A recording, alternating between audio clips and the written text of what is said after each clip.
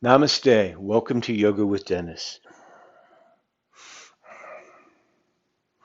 This brief pre-class video is intended for anyone taking my live streaming classes or watching my videos. I'll be covering props, safety, and basic alignment cues. Let's begin. Every class I teach assumes that you have some basic props. First and foremost, a yoga mat, not stretchy, supportive, stable. My recommendation is to spend money to get a good yoga mat, not a cheap one. A strap. 8 to 10 foot yoga strap is best. Martial arts belts work. A belt from a robe, if it's strong. Rolled towel. Don't use anything that's thin and leather. It may cut your feet. 2 blocks. Good quality yoga blocks are best. Stack of books works. You can look around for something the right size around your house. Perhaps a water bottle. Not glass. Never use something glass to support your weight. And finally, a blanket. Firm and stable. Heavy wool is best. Horse blankets are great. Not squishy. Folded sheets maybe if they're firm enough. What you want to be sure is that the blanket provides you with a firm foundation. Other props that may be useful to you but are not required for class are 2 sandbags and a bolster. Safety. Yoga is not riskless. Please check with your doctor or other licensed medical professional before beginning any new exercise program, including yoga. Your approach to yoga is most important in keeping you safe. Always move into yoga with the goal of creating a greater understanding of your own body, not competing with others or trying to get into postures that you see me doing or in films or videos, but rather approaching it from the viewpoint of trying to find the best expression of that posture within yourself that does not take any risks. As you're working with me, please be aware that I cannot see you unless you're in an online screaming class and your camera shows you in all positions. Even then, I most probably will not be looking because I demonstrate the poses and I can only look at one little rectangle on my screen at a time. Always assume you are responsible for finding your own alignment, for not moving into pain and keeping yourself safe. If you're on one of my online classes, please unmute your mic to ask questions as needed. Please do ask questions. Everyone always benefits from every question. Always practice ahimsa, non-harming, especially to yourself. Never tolerate pain, that is any sharp or burning sensation. Immediately exit the pose if you feel pain and figure out what is the appropriate action for you to take or ask me if I'm available. You are responsible for knowing your own boundaries and respecting them. And as I said before, always check with your doctor or other licensed medical professional if you aren't sure. I look forward to practicing together and both of us becoming healthier and always keeping safe. Basic alignment cues cover the building of the foundation for our poses through the feet, legs, pelvis, and core up to the base of the ribs. How to twist,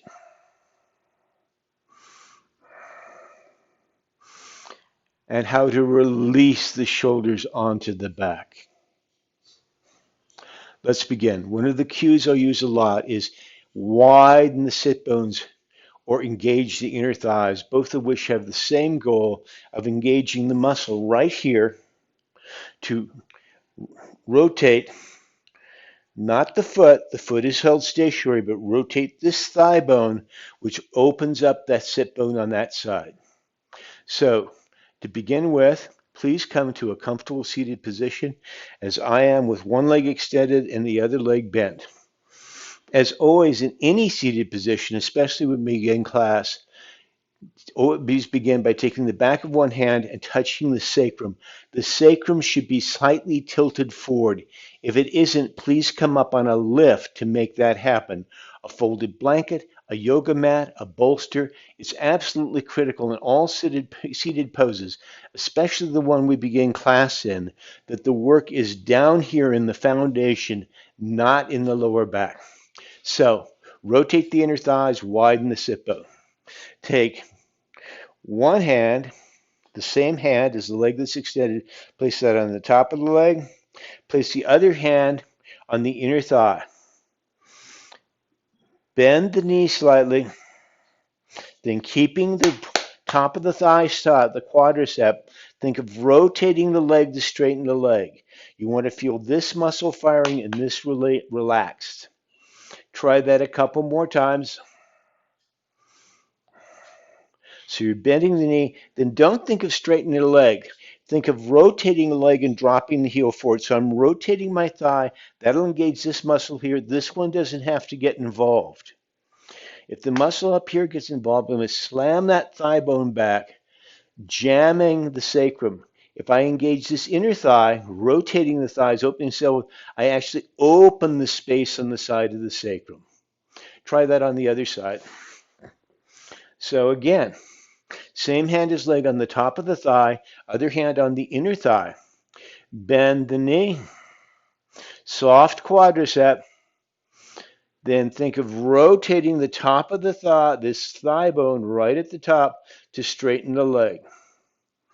Do that a couple times. If you're having trouble releasing this, again, don't think of straightening the leg. Think of rotating that thigh. That's this muscle's job here. Once again, when you've got that, take a block. Take the legs straight out. Place the block between the thighs. Flex the feet. Draw the heels back. Toes released. Lift the hips and then engage those inner thighs. Feel how those inner thighs rotate down, the sit bones widen. Do that a couple times. Close your eyes. Be sure you're really feeling those sit bones widen. You're going to hear that a lot. The very basis of our foundation is the foot. We begin each pose by engaging the muscles on the bottom of the foot. There's a couple of ways to do that. It's the muscles right here from the base of the toes to the heel that I want to engage. Now, I can do that by pushing through the heel, and then you're going to feel all those muscles engage there. A more advanced cue is to shorten the foot, shortening the length between these 2 points. And so it's not a lot. See here, you can barely see my fingers move as I shorten the foot. But what I'm looking for is these muscles. The bunda at the base of the feet is engaged. So let's take that into creating a standing alignment.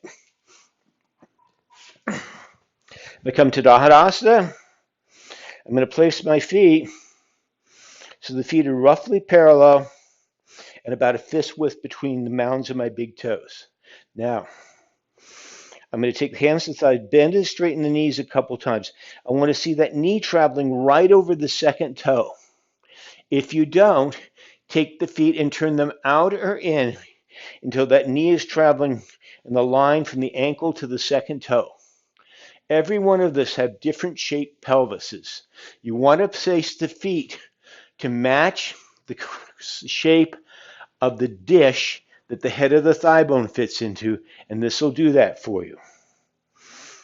Not everybody uses the same alignment for the feet. Parallel in the feet is when this happens. Once you've established that, engage the muscles in the bottom of the foot. Hug the thighs in. Rotate the inner thighs back. Take one hand to the lower belly, other to the sacrum. Engage here till you feel the sacrum level. Squeeze the buttocks. Then draw the pubis toward the sacrum toward the pubis, and so you feel a soft engagement at the base of the pelvis in the perineum. This is Mula Bandha. This should not be so hard that you feel a clamping at the base of the pelvis. Just a gentle engagement. It's really important not to over-engage in Mula Bandha. This will tend to engage the core muscles in the pelvis, and they never release.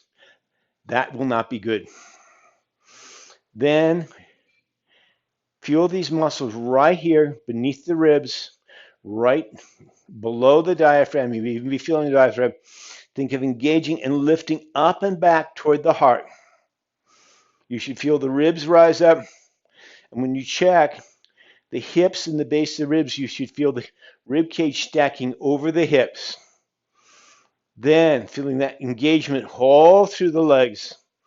Lower belly, upper belly. Release everything above that. So I have engagement, building foundation to the heart, root. And then I rise the heart up and release the shoulders on the back. Final piece is the head. Look like you're looking over a distant mountain range. Then explore the back of the neck. You'll feel the spine peeking into the skull underneath the bony ridge. It's called the occiput. Touch the occiput, so bring your head straight back and lifting up the occiput a little bit. Do you feel the muscles in the back of the neck soft? At this point, you should feel the earlobe right over the center of the shoulder, the ribs right over the hips, over the knees, over the feet, stacked like child's blocks. To check that, take a few deep breaths. You should feel the breath moving slowly and evenly, drawing prana from the base of the pelvis all the way up the spine and through that gateway at the top of the ribs, all the way up to the top of the skull. If you feel a blockage anywhere in drawing the prana up the whole length of the spine, figure out what alignments you have to make unique to you to keep that channel open. These are the basic alignment cues I'll be using again and again in class. Twists. Twists are done by engaging the core muscles on the side of the spine and lifting up, creating space between the vertebrae. Then moving from the sacrum up, creating space between the first two vertebrae, twisting into it. Then the next two, twisting into it. Then the next two, twisting into it. Keep rising up the spine, creating space and moving into it. So I'm moving from the base of the spine, the sacrum, up. I am not leading with the eyes.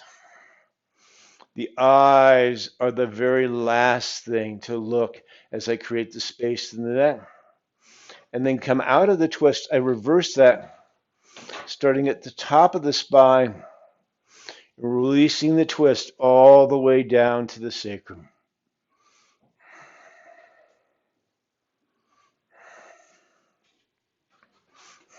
Thank you so very much for watching today. Namaste.